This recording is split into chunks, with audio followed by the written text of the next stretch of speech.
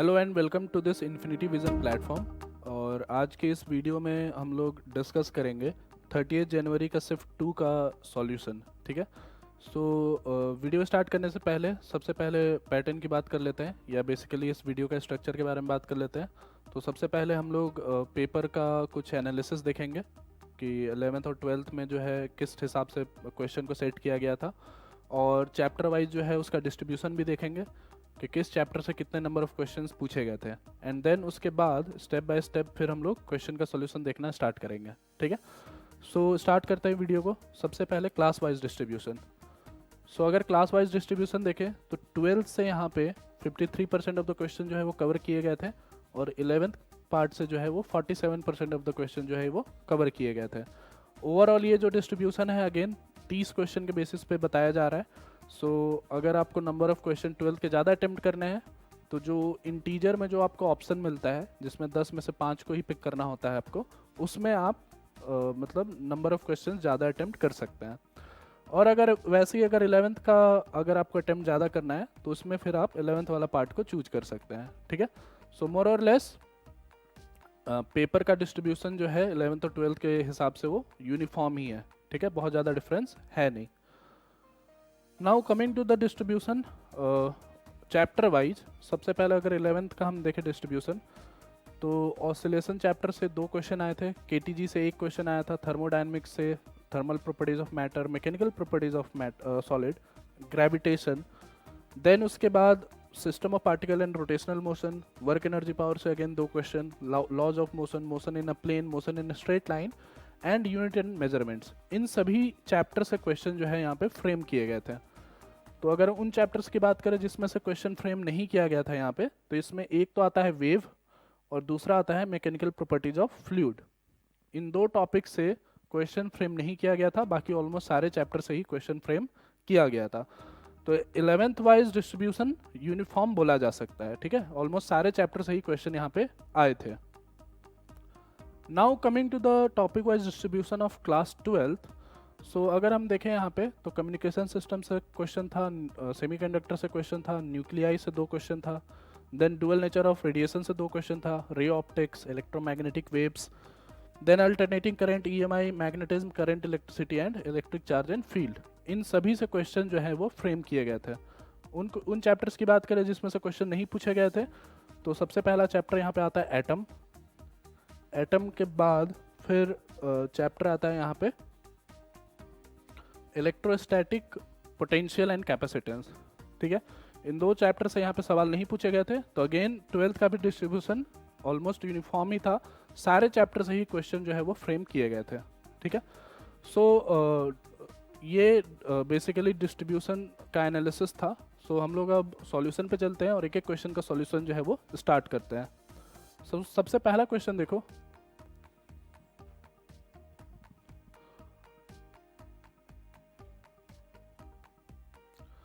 सबसे पहले क्वेश्चन में है, a block of root 3 kg is attached to a string whose other end is attached to the wall. An unknown force F is applied so that the string makes an angle of 30 degree with the wall. Then the tension T is. तो जैसे यहाँ पे diagram में देख सकते हो कि यहाँ पे एक ब्लॉक को हैंग किया गया है जिसका मास √3 kg है, और इसके हॉरिजॉन्टल डायरेक्शन में एक फोर्स लगाया जा रहा है such that this system is coming in equilibrium. तो अपने को टेंशन की वैल्यू निकालनी है। ठीक है। सो अगर हम इस पॉइंट को अगर देखें, अगर ये सिस्टम इक्विलिब्रियम में है तो ये वाला पॉइंट भी इक्विलिब्रियम में ही होगा। दैट मीन्स इस पे लगने वाला ऊपर net force is equal to नीचे का नेट फोर्स। ठीक है, हम इसकी बात नहीं कर रहे हैं, हम सिर्फ वर्टिकल डायरेक्शन में देख रहे हैं क्योंकि अपने को टेंशन की वैल्यू निकालनी है। So we can say that if this is 30 degree, this is also 30 degree. So T cos 30 is equal to m g is equal to √3 into 10। So cos 30 की वैल्यू है √3/2। सो ये हो जाएगा √3 इंटू 10 के बराबर, √3 कट गया। सो टेंशन की value आ जाएगी 20 न्यूटन के बराबर। So correct answer will be option 1। तो स्ट्रेट फॉरवर्ड क्वेश्चन था, इस तरीके से आप इस क्वेश्चन को कर सकते हैं। सो ये क्वेश्चन जो है वो इजी साइड में ही रखा जा सकता है। ठीक है, इजी लेवल ऑफ प्रॉब्लम था। Coming to the next problem, A flask contains hydrogen and oxygen in the ratio of 2:1 by mass at temperature 27 degrees centigrade. The ratio of average kinetic energy per molecule of hydrogen and oxygen respectively is. So per molecule की जब बात हो रही है तो by Maxwell equipartition law हम लोग ये बोल सकते हैं कि kinetic energy will be same. So correct answer directly will be 1:1. That is option 2. So conceptual problem था यहाँ पे, डायरेक्टली इस तरीके से आप सॉल्व कर सकते हैं. This is also an easy problem. Coming to the next problem, the equivalent resistance between A and B is. So A और बी के बीच में अपने को इक्विवेलेंट रेजिस्टेंस निकालना है. सो इस स्ट्रक्चर को सबसे पहले रीड्रॉ कर लेते हैं, ठीक है. सो यहाँ पे देखो टोटल 3 सेगमेंट्स हैं, सॉरी 1 2 3 4 5 6 सेगमेंट्स हैं. एक सेगमेंट ये वाला है, ये दोनों सीरीज में है. देन ये 12 वाला, फिर ये दोनों पैरेलल में है, ये दोनों पैरेलल में है, और ये दोनों एक दूसरे के साथ सीरीज में है. फिर ये वाला सेगमेंट है और लास्ट में ये वाला सेगमेंट है. सो टोटल देखा जाए तो यहाँ पे 6 सेगमेंट्स है. सो अगर हम इस सर्किट को रीड्रॉ करें तो यहाँ पे पॉइंट ए है, यहाँ पे पॉइंट बी है. सो ये दोनों सीरीज में है, सो इसका आर इक्विवेलेंट हो जाएगा 2 ओम. फिर 12 वाला जो है वो डायरेक्टली लगा हुआ है. Now 8 and 2 are in parallel, क्योंकि देखो 8 और 2 जो है वो कॉमन पॉइंट्स के बीच में लगाए गए हैं. सो 8 और 2 का जो आर इक्विवेलेंट होगा ये हो जाएगा 1/8 प्लस 1/2 का इनवर्स. इसका मतलब ये वैल्यू आ जाएगा 8/5.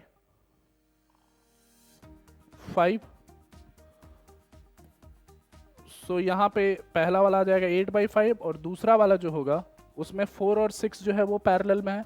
मीन्स उसका आर इक्विवेलेंट आ जाएगा 1 + 4 + 1/6 का इनवर्स. दैट इज ये हो जाएगा 12/5.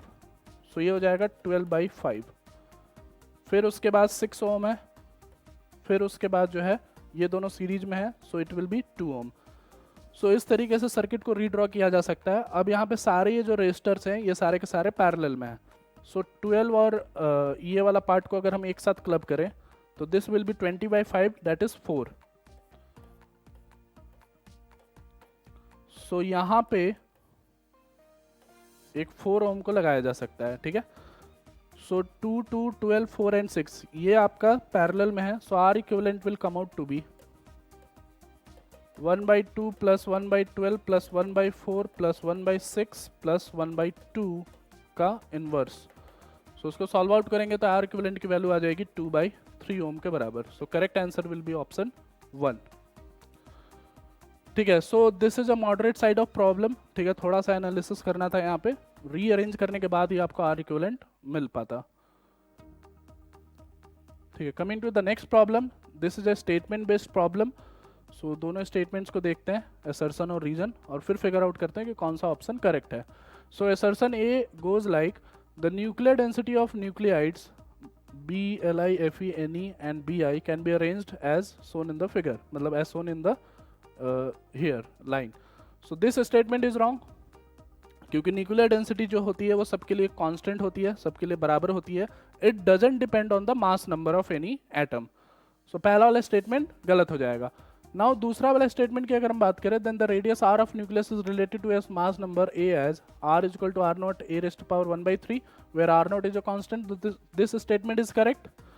Radius is dependent on mass number, but when it comes to nuclear density, that is mass by volume, तो वो mass number से independent हो जाता है. So assertion A is correct and assertion A is incorrect and assertion R is correct. So correct statement will be A is false and B and R is true. Option 2. So this is also a easy level of problem. So अगले problem पे move करते हैं. A thin prism P1 with an angle 6 degree and made up of glass of refractive index of 1.4 is combined with another prism P2 made from glass of refractive index 1.72 to produce dispersion without average deviation. Then the angle of prism P2 is. So यहाँ पे deviation नहीं हो रहा है, सिर्फ dispersion हो रहा है. So deviation अगर नहीं हो रहा है, then we can say that deviation of 1 is equal to deviation of 2. तभी ओवरऑल डेविएशन जो है वो 0 के बराबर होगा. So deviation of first prism will be mu relative -1 into A1 और दूसरे वाले के लिए हो जाएगा म्यू रिलेटिव -1 इंटू A2। सो पहले वाले का म्यू रिलेटिव आ जाएगा 1.54 -1 इंटू A दैट इज 6 और दूसरे वाले का आ जाएगा 1.72 -1 इंटू A2 जो कि अपने को निकालना है। सो यहाँ से कैलकुलेशन बैठाओगे तो A2 की जो वैल्यू आएगी वो आ जाएगी 4.5 डिग्री के बराबर। So correct answer will be option 4। So pretty much straightforward question, easy to moderate side में रखा जा सकता है इसको। ठीक है, coming to the next problem, the output y for the inputs a and b। So this is the diagram given, the logic gate का जो डायग्राम है वो ये वाला दिया हुआ है। सो इसका ट्रूथ टेबल अपने को बनाना है। So here is the input and here is the output. So इन सभी गेट्स को अगर हम देखें, so these are the NAND gates, AND का अपोजिट, एंड का opposite that is NAND gates. ठीक है, सो ट्रूथ टेबल अगर हम बनाएं इसका a b और y का, तो a को मैं दे रहा हूं 0 और b को भी मैं दे रहा हूं 0।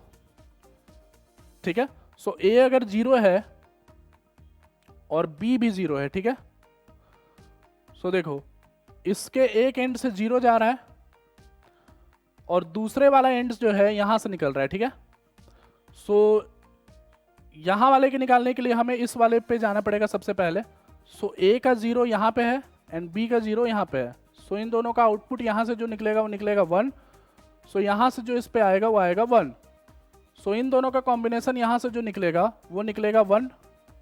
मीन्स यहां से जो इस पे इनपुट आने वाला है वो आने वाला है 1। उसी तरीके से जब b 0 है तो यहां से भी इनपुट जो आएगा इस पे वो आएगा 1, क्योंकि a and b are symmetrical.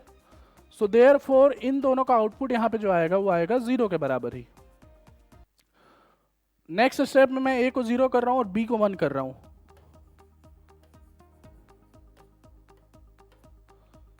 So a को मैं 0 कर रहा हूं और b को मैं 1 कर रहा हूं। तो a अगर 0 है तो यहां पे भी 0 जाएगा और यहां पे 1 जाएगा। मीन्स यहां से जो निकलेगा 1 निकलेगा, सो यहां से भी निकलेगा जो वो 1 निकलेगा। सो यहां से जो निकलेगा वो निकलेगा 1। ठीक है, अब b यहां पे 1 है, b यहां पे 1 है और यहां से भी 1 1 आ रहा है, इसका मतलब यहां से निकलेगा 0। सो यहां पे अगर 0 है तो इन दोनों का आउटपुट जो होगा वो होगा 1। सिमिलरली अगर मैं a को 1 दूं और b को 0 दूं तो यहाँ पे फिर से आउटपुट जो होगा वो 1 होगा, क्योंकि a and b are again symmetrical. अगर दोनों को 1 दे दिया जाए then it will be 0। So correct answer will be option 4। So step by step सभी का आपको यहाँ पे इनपुट और आउटपुट देखना पड़ेगा और इस तरीके से करेक्ट आंसर आपको मिल जाएगा। So this is again a moderate side of problem, decent problem. Coming to the next problem, a vehicle travels 4 km with a speed of 3 km per hour and another 4 km with speed of 5 km per hour. Then its average speed is. So average speed is total distance covered by total time. So total distance is 4 plus 4 km by total time. So 4 kilometre पहला वाला जो चल रहा है वो 3 kilometre per hour के हिसाब से चल रहा है। सो यहाँ पे जो टाइम लगेगा वो लगेगा 4/3 और दूसरे वाले में जो टाइम लगेगा वो लगेगा 4/5। So this comes out to be 8/4 into 8 into 15. So this will be 15/4, that is 3.75 km per hour. So correct answer will be answer 4-1. So easy level of problem, direct problem. Coming to the next part, as shown in the figure, a point charge Q is placed at the center of the conducting spherical cell. तो यहाँ पे center पे एक charge रखा गया है and this is a conducting spherical cell of inner radius A and outer radius B. The electric field due to charge Q in 3 different regions 1, 2 and 3 is given by R is less than A, then R goes from A to B and R is greater than B. तो इन तीनों regions में अपने को electric field के बारे में comment करना है। तो कमेंट करने से पहले सबसे पहले हम अगर इसका इंडक्शन देखें तो इस चार्ज Q की वजह से यहाँ पे इंडक्शन आएगा -Q और आउटर सरफेस पे जो इंडक्शन आएगा वो आएगा +Q। ओवरऑल ये जो कंडक्टिंग सेल है ये अभी भी न्यूट्रल है, बट इंडक्शन के हिसाब से चार्ज ऐसे डिस्ट्रीब्यूट होगा। So when it comes to region 1, ठीक है, तो Q की वजह से रीजन 1 में फील्ड है, -Q की वजह से नहीं है, +Q की वजह से नहीं है। So electric field in region 1 is not equal to 0. Electric field in region 2 is equal to 0 because it is on the conducting cell. Cell के ऊपर इलेक्ट्रिक फील्ड हमेशा 0 होगा क्योंकि वो कंडक्टर की तरह बिहेवियर शो कर रहा है. Now coming to the region 3. Region 3 में बस बाहर वाले चार्ज की वजह से फील्ड आएगा, इन दोनों की चार्ज की वजह से फील्ड नहीं आएगा due to the shielding effect. So तीसरे वाले रीजन में भी इलेक्ट्रिक फील्ड 0 नहीं है. So correct answer will be option 2. तो easy to moderate level of problem, ये कंडक्टर की प्रॉपर्टी के ऊपर बेस्ड था. ठीक है, coming to the next problem. As shown in the figure, a current of 2 ampere flowing in an equilateral triangle of side 4 root 3 centimeter. The magnetic field at centroid O of the triangle is. तो इस triangle की वजह से अपने को यहाँ पे calculate करना है मैग्नेटिक फील्ड. सो कैलकुलेट करने के लिए पहले एक वायर की वजह से निकालते हैं. सो इन दोनों को ज्वाइन कर दो और यहाँ से परपेंडिकुलर ड्रॉप कर दो. So this angle and this angles comes out to be 60 degree and 60 degree. क्योंकि ये 30 है, ये 90 है, तो ये 60 हो जाएगा. सो इस वायर से परपेंडिकुलर डिस्टेंस अपने को मिल जाएगा जो कि आएगा 1/3 ऑफ √3a/2. मीडियन का जो डिस्टेंस है वो √3a/2 है. सो ये वाला जो डिस्टेंस होगा 1/3 होगा. मीन्स ये डिस्टेंस जो आएगा वो आ जाएगा 1/3 of √3/2a, that is a/2√3. a की वैल्यू दे रखी है जो कि है 4√3 सेंटीमीटर. अब जैसा ओरिएंटेशन इस वायर का है इस पॉइंट के लिए, वैसा ही ओरिएंटेशन इन दोनों वायर्स का भी होगा. और डायरेक्शन की बात करें अगर, तो इस वायर का डायरेक्शन जो है मैग्नेटिक फील्ड का बाहर है, इस डायरेक्शन, इसका भी डायरेक्शन बाहर है और इसका भी डायरेक्शन बाहर है.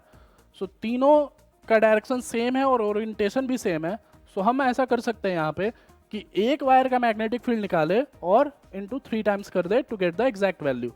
So we can say that magnetic field at O is 3 times of magnetic field of first into sin 60 plus sin 60. ये फॉर्मूला मैंने लगा दिया स्ट्रेट वायर की वजह से. सो I की वैल्यू दे रखी है दैट इज 2. D की वैल्यू यहाँ से अपन निकाल चुके हैं जो कि है a/2√3. सो A की वैल्यू अगर 4√3 है तो ये वैल्यू आ जाएगा 2 सेंटीमीटर के बराबर. सो वैल्यूज को पुट करो और μ0/4π की वैल्यू पता होती है अपने को, डेट इज 10⁻⁻7. सो वैल्यूज को पुट करने के बाद जो यहाँ पे वैल्यू निकल के आएगी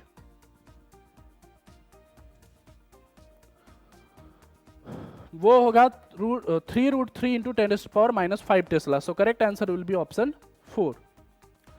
सो मॉडरेट साइड ऑफ प्रॉब्लम, थोड़ा सा टाइम टेकिंग प्रॉब्लम है ये, इस वजह से उसको मॉडरेट साइड में रखा जा सकता है.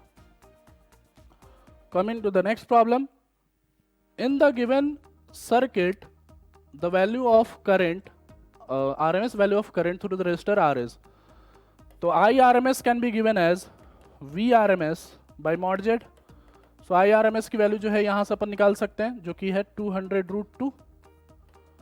और mod Z की वैल्यू जो हो जाएगी वो हो जाएगी √R² plus XL minus XC square, that is 200 minus 100 का square. So this will be 200√2 by 100√2, so it will come out to be 2 ampere. So correct answer is option first. So easy to moderate side में रखा जा सकता है, बहुत ही basic सा problem है, बहुत ज़्यादा डिफिकल्ट नहीं है. ठीक है, coming to the next problem. A machine gun of mass 10 kg fires 20 gram bullets at the rate of 180 bullets per minute with a speed of 100 meter per second. Then what is the recoil velocity of the gun? तो यहाँ पे recoil जो हो रहा है gun का वो किस वजह से हो रहा है. जैसे मान लो अगर यहाँ पे गन से फायरिंग हो रही है और यहाँ से बुलेट जो है निकल रहा है, ठीक है, तो bullet is moving forward. So why will this gun recoil? ये रिकॉइलिंग इस वजह से होगी क्योंकि initial momentum of the system जो है वो 0 के बराबर है and hence final momentum should also be 0. Momentum conservation की वजह से हम ये बोल सकते हैं कि दिस गन विल रिकॉइल. सो अगर इसका मास m1 है और इसका मास m2 है तो वी कैन से दैट इसका मास v2 मान लो, इसका मास v1 मान लो, तो m1 v1 is equal to m2 v2. So mass of gun is given that is 10 kg, v1 अपने को निकालना है, एंड मास ऑफ बुलेट्स जो एक बार में फायर हो रहा है वो हम निकाल सकते हैं 20/1000 इंटू 180/60. इतना टोटल मास जो है एक बार में फायर हो रहा है एक मिनट के अंदर. सो this is the total mass into velocity इसका, that is 100 metre per second. सो यहां से कैलकुलेट करोगे तो v1 की वैल्यू जो है वो निकलेगी 0.6 मीटर पर सेकेंड के बराबर. So this will be the correct answer. So easy to moderate side of problem. Again थोड़ा सा कॉन्सेप्ट एंड थोड़ा सा सॉल्विंग. ठीक है, coming to the next problem. ये स्टेटमेंट बेस्ड प्रॉब्लम है फिर से. यहाँ पे असर्शन और रीजन देखना है अपने को. सो देखते हैं. Efficiency of a reversible heat engine will be highest at -273 Kelvin. Temperature of cold reservoir और 273 degree centigrade temperature of cold reservoir. तो जैसे कि पता है कि इफिशियंसी की वैल्यू जो होती है 1 माइनस T2 बाई T1 होता है, जहाँ पे T2 is the temperature of the sink और cold reservoir and T1 is the temperature of the source और हॉट रिजर्वर. तो अगर T2 की वैल्यू मैंने -273 डिग्री सेंटीग्रेड ले लिया, इसका मतलब T2 की वैल्यू 0 केल्विन हो गया. 0 केल्विन मतलब इफिशियंसी की वैल्यू 1 हो गई. So this statement is correct. वैसे तो प्रैक्टिकली ये पॉसिबल होता नहीं है कि हम 0 केल्विन टेम्परेचर अचीव कर सके, but this statement is correct. Statement number 2, that is reason. The efficiency of Carnot engine depends not only on the temperature of cold reservoir, but it depends on the temperature of the hot reservoir too, and is given by this. So this statement is also correct. So ये इसको correctly explain कर रहा है. Efficiency 1 क्यों है? क्योंकि formula ये है. So both statements are true and R is the correct explanation of A. So fourth option will be correct. So easy level of problem, direct theoretical problem. Coming to the next problem. यहाँ पे हमें list 1 को list 2 के साथ match करना है. तो list 1 में कुछ फिजिकल क्वांटिटीज दे रखी हैं और लिस्ट 2 में कुछ यूनिट्स दे रखे हैं. इन दोनों को मैच करना है. सबसे पहले टॉर्क की बात करते हैं. तो टॉर्क का यूनिट जो होता है वो न्यूटन मीटर होता है. सो Newton is KG metre per second square into metre. So KG metre square per second square. सो पहला वाला जो है फोर्थ के साथ मैचअप होगा. सो ए जो है वो फोर्थ के साथ मैचअप हो रहा है. तो यहाँ पे 3 ऑप्शंस में, मतलब सेकंड वाला ऑप्शन तो हट ही गया. ठीक है. नाउ एनर्जी डेंसिटी की बात करते हैं. तो एनर्जी डेंसिटी जो होता है वो एनर्जी बाय वॉल्यूम होता है. सो एनर्जी का यूनिट होता है KG metre square per second square by volume, that is metre cube. So ये हो जाएगा KG metre per metre per second square. So B का जो मैचिंग होगा वो 1 के साथ होगा. सो ये ऑप्शन हट गया. अब इन दोनों में हम सी को अब मैच करा सकते हैं. Pressure gradient is pressure by length. So pressure by length, pressure is force by area. So force by area into length. So ये हो जाएगा KG metre per second square by metre cube. So ये हो जाएगा KG metre per metre square per second square. So C का जो matching होगा वो थर्ड के साथ होगा. So that means correct option comes out to be option 4. So again easy level of problem, कुछ ज़्यादा था नहीं इसमें, डायरेक्टली आप इस तरीके से सॉल्व कर सकते थे. ठीक है, coming to the next problem. For a simple harmonic motion in a spring mass system shown, the surface is frictionless. So spring mass system में SHM हो रहा है and the surface is frictionless. When the mass of the block is 1 kg, the angular frequency is omega 1. When the mass of the block is 2 kg, then the angular frequency is omega 2. So what is the value of omega 2 by omega 1? So आपको पता होना चाहिए कि m omega square की value जो है वो k के बराबर होती है. So omega की वैल्यू जो है रूट k by m के बराबर हो जाएगी. So therefore omega 2 by omega 1 will be equal to m1 by m2. So m1 की वैल्यू जो है वो दे रखी है पहले, दैट इज 1 kg, और m2 की वैल्यू जो है वो बाद में दे रखी है, that is 2 kg. So it will be equal to 1 by root 2. So correct answer will be option 2. So pretty much straightforward question, easy question. ठीक है, coming to the next problem. An electron accelerated through a potential difference v1 has a de Broglie wavelength of lambda. When the potential is changed to V2, its de Broglie wavelength increases by 50%. Then the value of V1 by V2 is equal to. So, potential difference को V1 से V2 change किया जा रहा है such that lambda is changing to 1.5 lambda, 50% से अगर increment हो रहा है then the new lambda will be equal to 1.5 lambda. Now lambda की अगर हम बात करें तो उसका फॉर्मूला होता है h by momentum, so it can be written as h by under root of 2m into kinetic energy. अब काइनेटिक एनर्जी को लिखा जा सकता है under root of 2m into q into potential difference. So therefore lambda 1 by lambda 2 can be given as under root of potential difference 2 by potential difference 1, क्योंकि बाकी सारी चीज़ तो कांस्टेंट है। So we can say that lambda 1 is lambda, lambda 2 is 1.5 lambda is equal to under root of v2 by v1। So यहाँ से हम लोग देख सकते हैं कि v1 by v2 जो होगा वो 1.5 का स्क्वायर के बराबर हो जाएगा। So this will come out to be 15 by 10 का स्क्वायर। So ये 3 times, ये 2 times, this means it comes out to be 9 by 4। So correct answer will be option 2। So again a easy to moderate level of problem, बहुत ज़्यादा typical problem ये नहीं था। ठीक है, नेक्स्ट इस क्वेश्चन में अपने को फिर से मैच द कॉलम करना है। यहाँ पे लिस्ट 1 को लिस्ट 2 के साथ मैच करना है, तो डेफिनेशन बेस्ड यहाँ पे प्रॉब्लम है ये। So what is attenuation? Attenuation is loss of strength of signal by propagating through a medium. So A will match with 4, तो ये दोनों ऑप्शन तो ऐसे ही हट गए। ठीक है, so B is matching with third in the third and fourth option. C वाले को देखते हैं, what is demodulation? Demodulation is process of retrieval of information from the carrier wave at received. So C वाला match होगा 2 के साथ, means correct option will be option 4। Repeater 1 के साथ मैच होगा, ट्रांसड्यूसर 3 के साथ मैच होगा। So definition based problem, memory based problem, easy level of problem. Coming to the next problem, a current carrying rectangular loop PQRS is made of uniform wire. The length PR is equal to QS is equal to 5 centimeter and PQ is equal to RS is equal to 100 centimeter. If emitter current reading changes from I to 2I, जो emitter देख सकते हो यहाँ पे लगाया हुआ, ठीक है, it is changing from I to 2I, then the force of magnetic, then the ratio of magnetic forces per unit length on the wire PQ due to the wire R S in the 2 cases respectively is. So force आपको पता होना चाहिए कि इन दोनों में flow होने वाले current के प्रोपोर्शनल होता है ये। तो पहले वाले केस में जो फोर्स आएगा वो प्रोपोर्शनल टू आएगा I by 2 into I by 2। अगर करंट यहाँ से आई जा रहा है तो इन दोनों में I बाई 2 और I बाई 2 डिवाइड होगा, क्योंकि ये दोनों वायर सिमिलर हैं।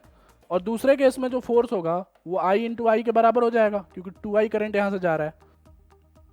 तो ratio will be direct, F1 by F2 can be given as 1 by 4। So correct answer will be option 2। So pretty much straightforward problem. 2 wires के बीच में फोर्स की बात हो रही थी, ये आपको पता होना चाहिए था। Again easy to moderate level of problem. Coming to the next problem, a force is applied to a still wire A rigidly clamped at one end. As a result, elongation the wire is 0.2 millimetre. तो पहले case में अगर force आप apply कर रहे हैं तो इतना एलोंगेशन आपको मिल रहा है वायर ए में।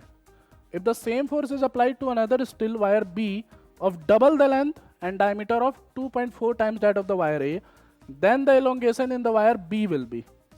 तो सेम फोर्स वायर बी पे लगाया जा रहा है जो डबल लेंथ है और 2.4 टाइम्स डायमीटर है उसका।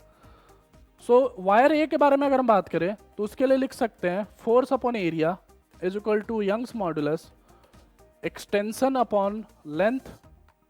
ये पहले केस का है। दूसरे केस का हो जाएगा फोर्स अपॉन एरिया। अब देखो डायमीटर अगर 2.4 टाइम्स है तो रेडियस भी 2.4 टाइम्स हो गया वायर बी के लिए। तो जब हम एरिया की बात करेंगे then area of any wire is pi R square. So नया वाला एरिया जो आ जाएगा वो आ जाएगा 2.4 square times of A is equal to Young's modulus. Delta L निकालना है अपने को and new length means length of this wire B is 12। इन दोनों को डिवाइड कर दो, इन दोनों को डिवाइड करोगे डेल्टा एल की वैल्यू मिल जाएगी।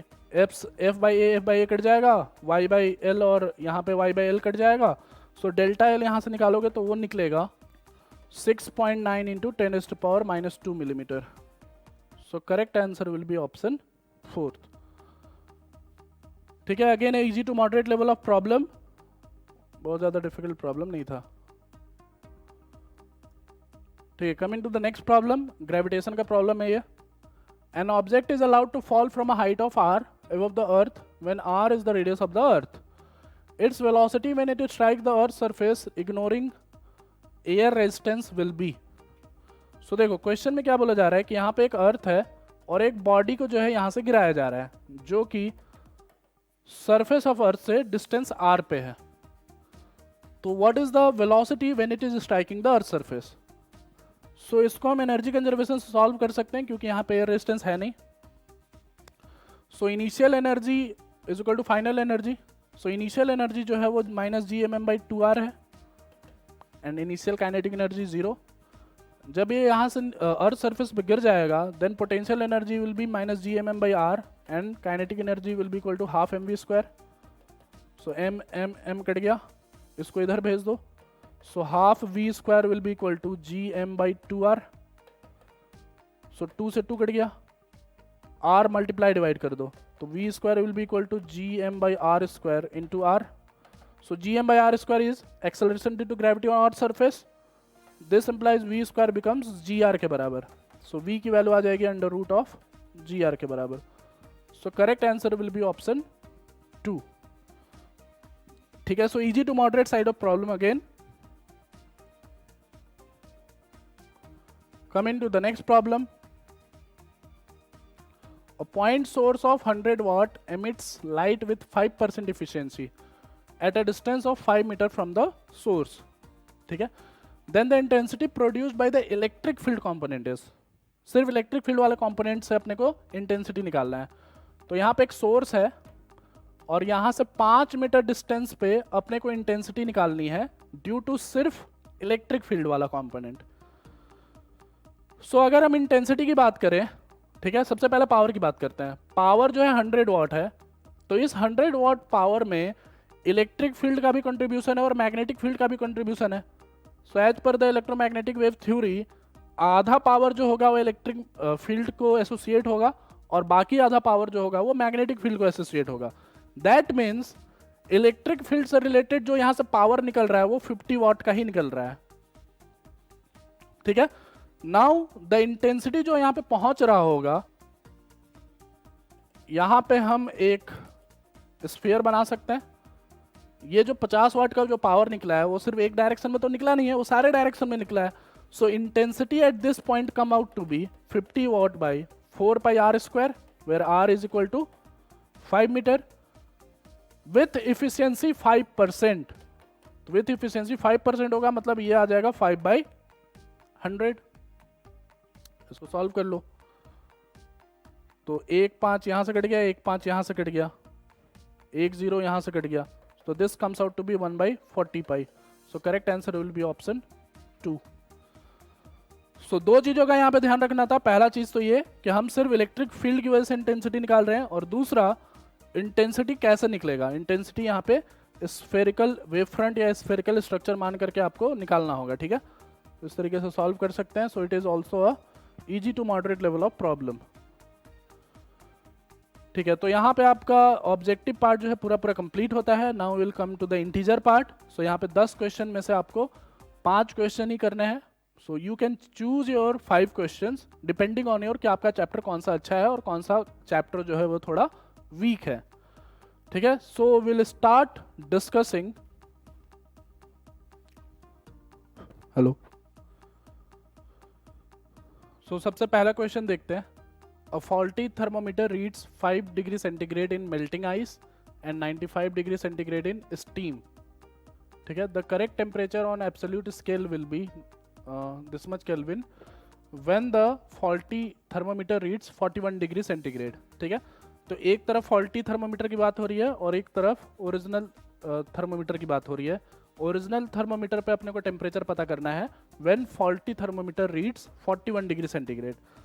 तो by temperature scale relation we can say that temperature on original scale minus lower point that is 0 by higher point minus lower point is equal to temperature on faulty scale that is 41 minus lower point on faulty thermometer that is 5 degree centigrade by higher point minus lower point.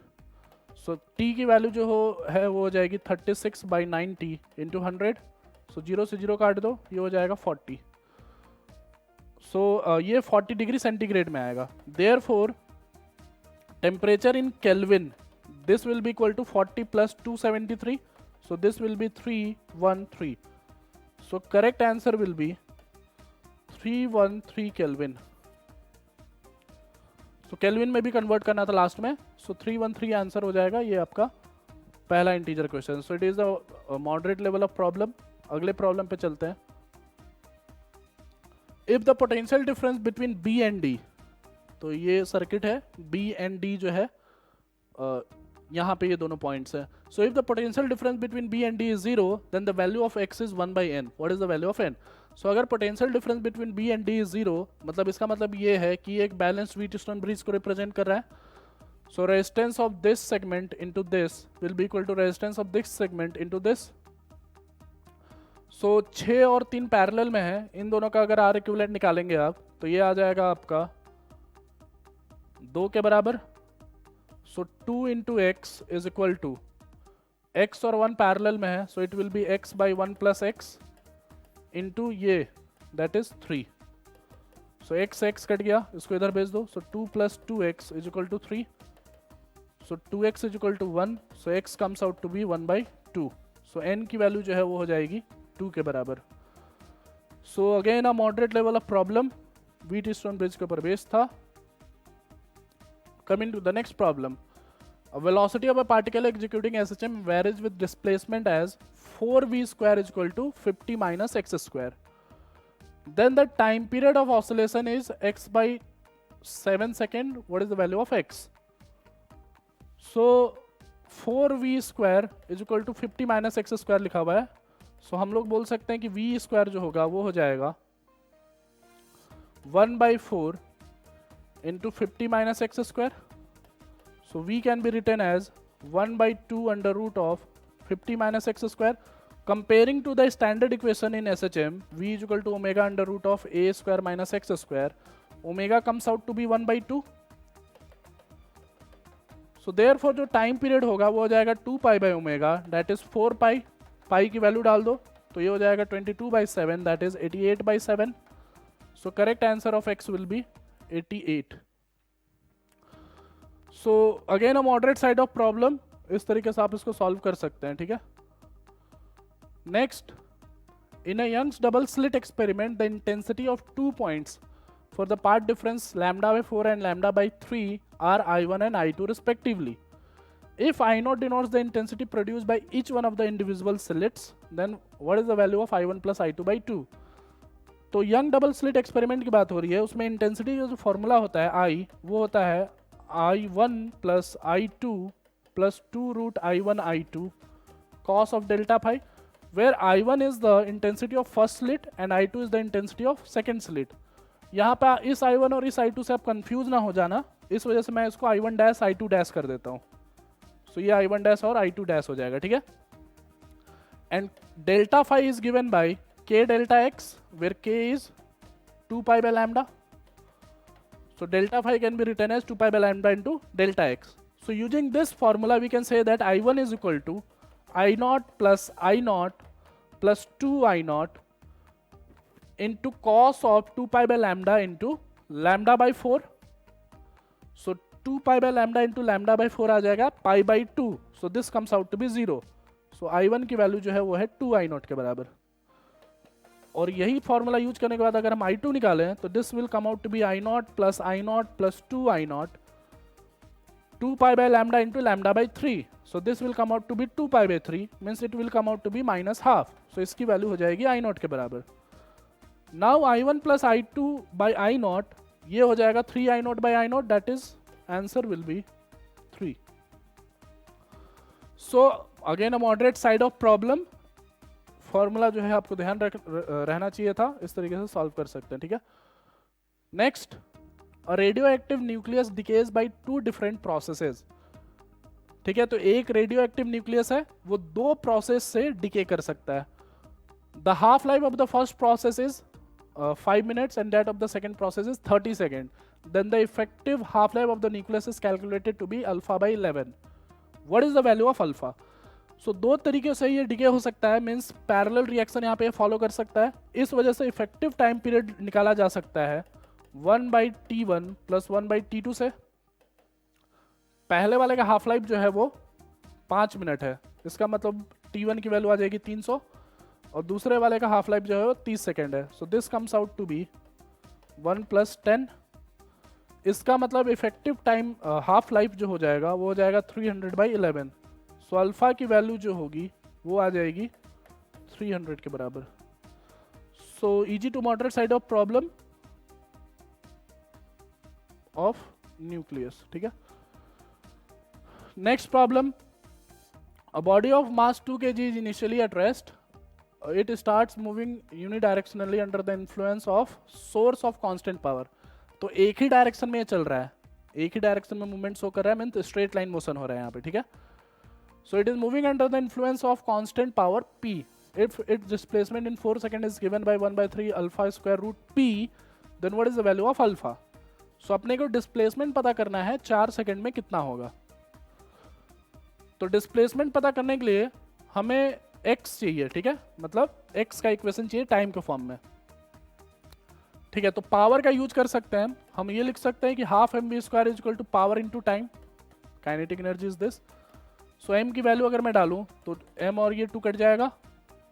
So v comes out to be √pt। So v can be now written as dx/dt is equal to √pt। So dx अलग ले लो, √p into t d t इसको अलग ले लो। सो इसका integration 0 से x, इसका integration 0 से t। तो लेफ्ट साइड में इंटीग्रेशन आएगा x और राइट साइड में इंटीग्रेशन जाएगा √p into t raise to power ½ + 1/½ + 1 limit 0 से t। सो ये वैल्यू हो जाएगा √p into 2/3 into t raise to power 3/2। ये x का एक्सप्रेशन आ जाएगा आपका। So t at 4 second, t की वैल्यू अगर हम 4 सेकेंड डालें, then x will come out to be 2/3 √p into 4 raise to power 3/2 means ये हो जाएगा 8 के बराबर। This means it comes out to be 16/3 into √p। So ये आपका अल्फा स्क्वायर है 16। सो अल्फा स्क्वायर अगर 16 है तो अल्फा की वैल्यू जो है वो हो जाएगी 4। So this is also a moderate side of problem, and this is the complete solution of this question.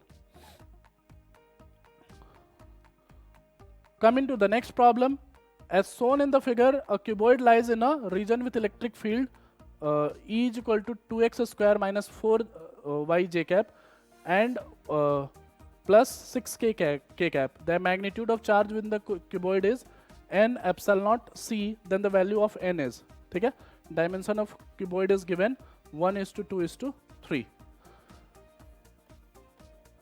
तो यहाँ पे ये डायग्राम मिसिंग है, मैं ये डायग्राम ड्रॉ कर देता हूँ। यहाँ पे x है, यहाँ पे y है और यहाँ पे z है। सो क्यूबॉइड जो है कुछ इस तरीके से दिख रहा है।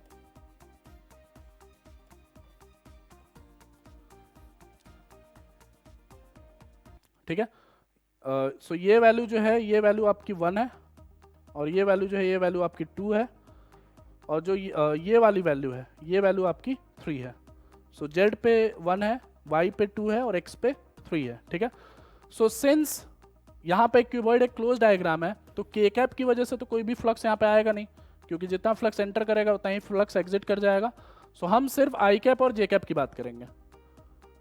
सो आई कैप की अगर हम बात करें अब, तो आई कैप वाला जो पोर्शन है, आई कैप वाला जो फेस है जहाँ से फ्लक्स एंटर और एग्जिट करेगा, एक फेस तो यहाँ पे है YZ प्लेन पे, एक फेस यहाँ पे YZ प्लेन पे और एक फेस जो है यहाँ पे है। सो जो फेस YZ प्लेन पे है वहाँ पे x की वैल्यू 0 है, so the flux entering is 0 and the flux coming out that will be equal to 2 into 3² into area that is 2। So this will come out to be 36।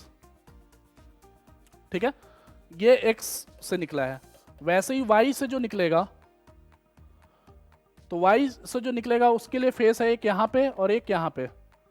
तो यहाँ पे जो फेस होगा xz प्लेन पे, वहाँ पे y की value 0 होगी। देन अगेन जो एंटर हो रहा है वो 0 हो गया, सॉरी माइनस में है इलेक्ट्रिक फील्ड, माइनस में मतलब इधर है इलेक्ट्रिक फील्ड, तो जो एग्जिट कर रहा है वो 0 है, और जो एंटर कर रहा है उसकी वैल्यू हो जाएगी 4 इंटू 3 इंटू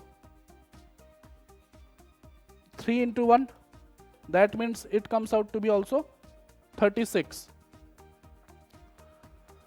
ठीक है, so total flux that is coming here is 72. This will be equal to Q by epsilon. So Q can be given as 72 epsilon. So N की वैल्यू जो होगी वो हो जाएगी 72 के बराबर. So इस तरीके से आप क्वेश्चन को सॉल्व कर सकते हैं. This is also a moderate side of problem.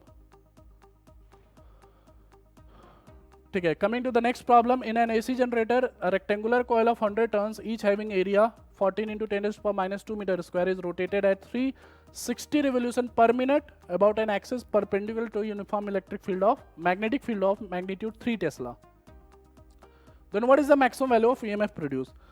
Maximum EMF जो produced होगा वो हो जाएगा NAB into ओमेगा के बराबर. डायरेक्ट फॉर्मूला के ऊपर बेस है ये. N की वैल्यू 100 है, एरिया जो है वो दे रखा है 14 into 10 to power minus 2, magnetic field दे रखा है T, एंड ओमेगा.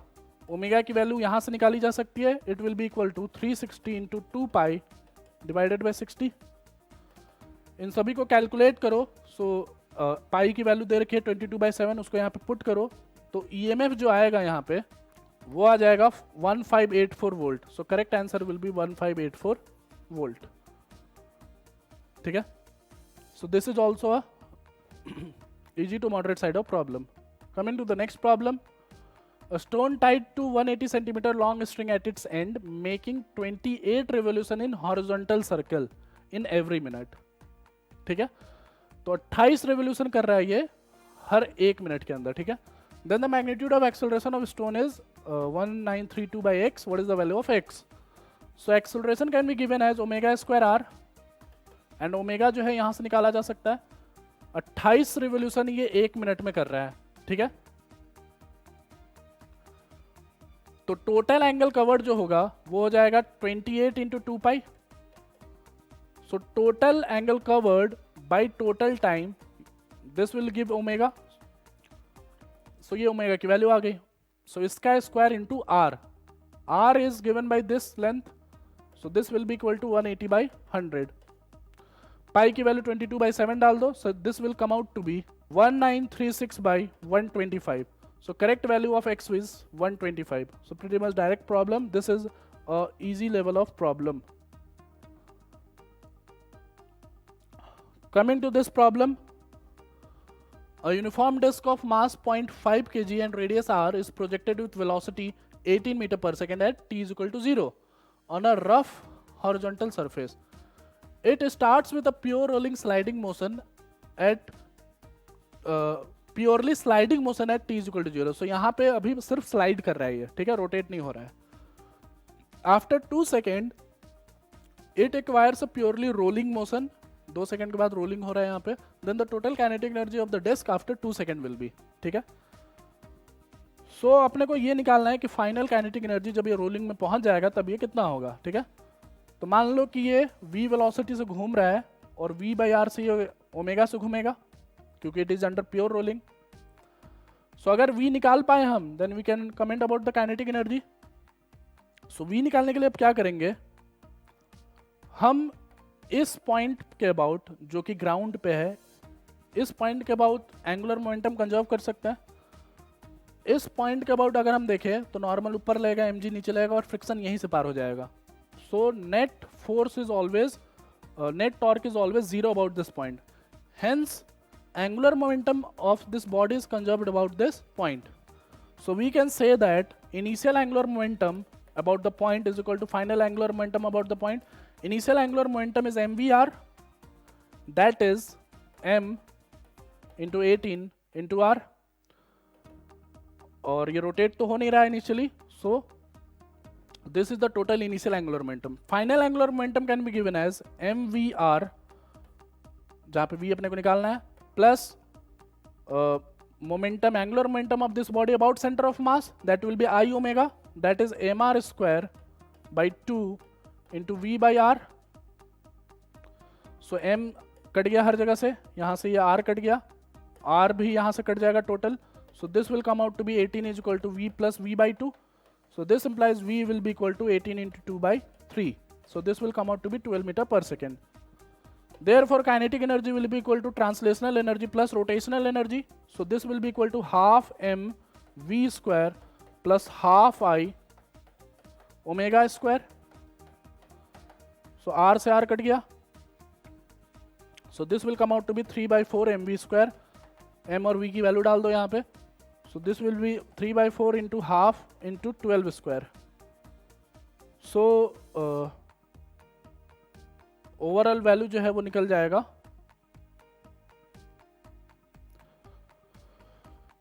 54 के बराबर. So correct answer will be 54 joules.